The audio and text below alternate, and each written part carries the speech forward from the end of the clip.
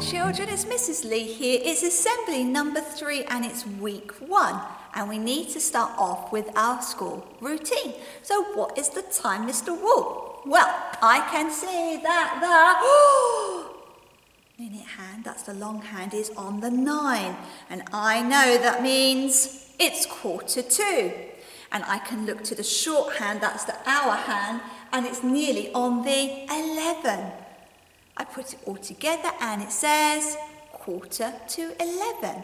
In 5, 10, 15 minutes, it will be 11 o'clock. But it's 1:45 at the moment. And that means if you are in year 1 and year 2, you are just going out to go and play. But if you are in reception, you are busy in your learning. Okay. What else have we got? Our language of the month, which is Shona. And we've been learning to say hello, and a couple of you have come up to say to me, Mrs. Lee, there's different ways of saying hello. And I've been looking on the internet as well, there is. But the one that I'm learning is Makadi, okay? And our Makaton sign is to look, because we are being explorers. Our whole school theme is about great explorers. Do you know a great explorer? Have you had a look at the books outside my office yet? Have you been an explorer and been looking outside? Maybe you made a big nest outside and you were inside it exploring. I don't know.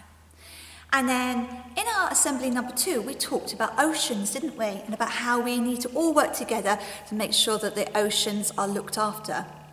Okay. Now, this assembly, I'm going to take you into the research centre. So I will see you in 3, 2, 1. Hey, here I am in the research centre. Okay, so our author of the month has changed. Now, last month we were looking at Jacqueline Woodward, and she was a Black American author, and she wrote lots of books that talked about kindness, and we've used those in our assemblies when we were talking about our golden rules. Remember at the back here, we've got lots of books about the golden rules, about things like manners, about being honest. These books are for you to have a look at. You might have to stretch up tall to get them, but you must put them back where you found them, all right? Now, if you want to have a look at our author of the month, this month, it might interest you, is a lady called Saritha Sehgal. All right, now Saritha is Indian. She doesn't live in India anymore though. She was born in India, but she now lives in America. So, she was born in India. Now, India is here, all right? I don't know if you can see.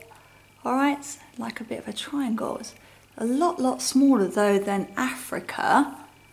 All right, and it's a lot bigger than the United Kingdom over here. And to get there, you could go on a boat all the way round, or you could fly across India. Now, lots of you might have family in India. Some of you might have even been very lucky to go to India. But what's really lovely, children, about these books that we've got on the display, and there's not very many of them, is that they talk about things that are special to the Indian culture, and some of the things I can relate to. So on this book, it's called The Wheels on the Tuk-Tuk. And it's about a special type of vehicle that's used in India to transport people around. A bit like a bus, but a lot smaller. It's called a tuk-tuk.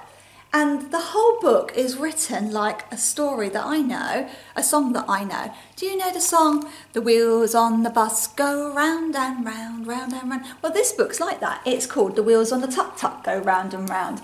But as you go through and you look at the pictures, it tells you about different things. So, for instance, when they get onto the tuk-tuk, to pay for it, you have to pay in rupees, all right, which is the coins that they use. And so it sings, rupees on the tuk-tuk, go ching, ching, ching, ching, ching, ching, ching, ching, ching. Rupees on the tuk, go ching, ching, ching, all through the town. Oh, I was like, that's interesting. And then a little bit further on,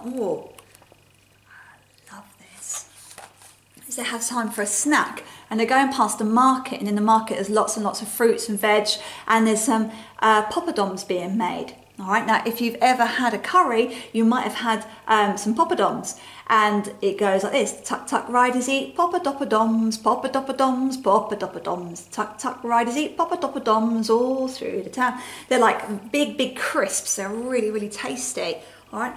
Anyway, I love this book because it tells me about India, and then there's this really lovely story here called Thread of Love. Now this is about brothers and sisters. Now this is something I can't relate to. I haven't got a brother or a sister, but you might have.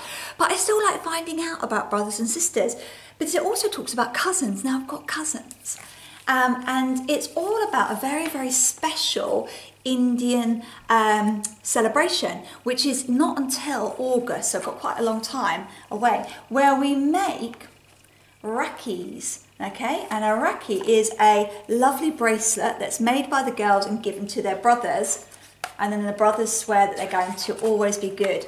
And it shows you how to make them. And in the back, at the back, it actually does show you how to make them and gives you instructions, what you'll need and how to do it. So that's a really lovely book to have a look at. There's another book here called The Festivals of Colour, which is about Holi. Now, Holi has already taken place in March.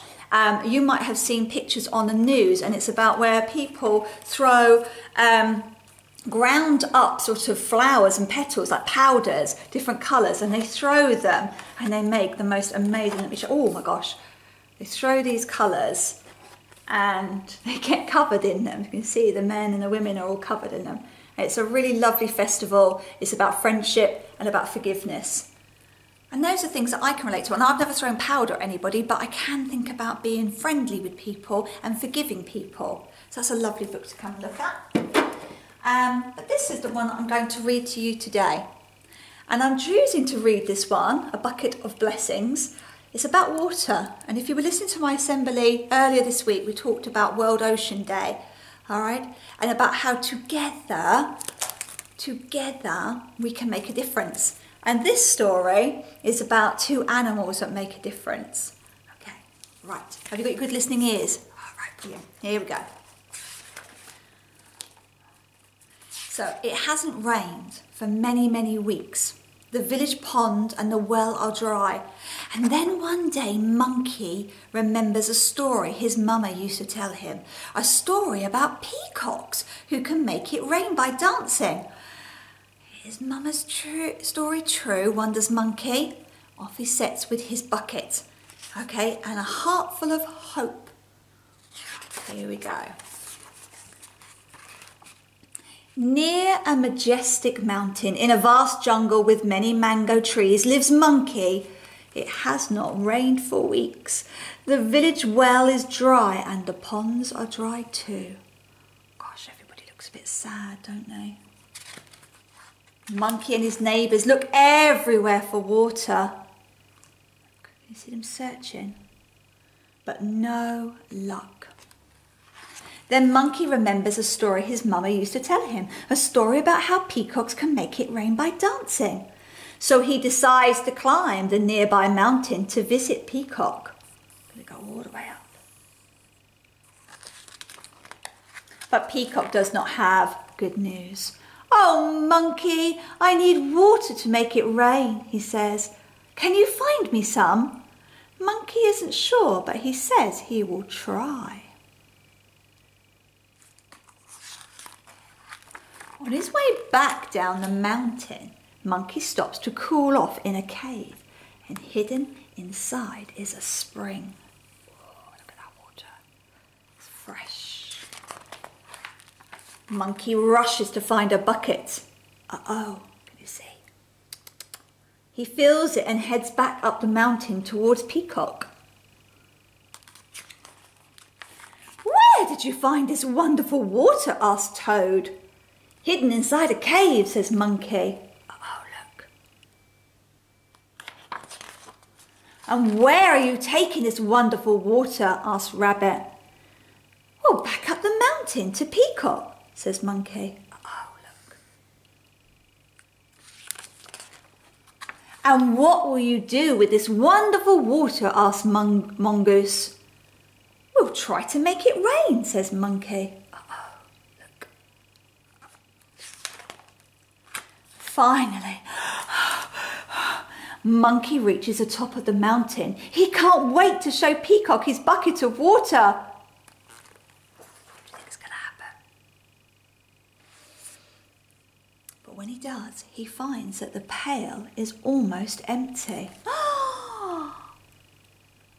Monkey is crushed. Oh, this leaky bucket is cursed, he says.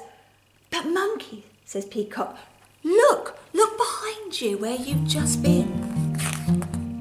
Oh my gosh, look. It's not yellow anymore, is it? It looks quite lush. There's some flowers and there's butterflies. The birds and the animals look happy. The trees are starting to pick up. The crops are starting to grow. Yet, Monkey is still worried. This beauty won't last if it doesn't rain soon. Monkey, says Peacock, if you can make flowers bloom with just a few splashes of water, maybe I can make it rain after all. So Monkey pours the last drops from his bucket onto Peacock. Drip, drip, drip, drip, little raindrops. And Peacock dances. And Monkey hopes.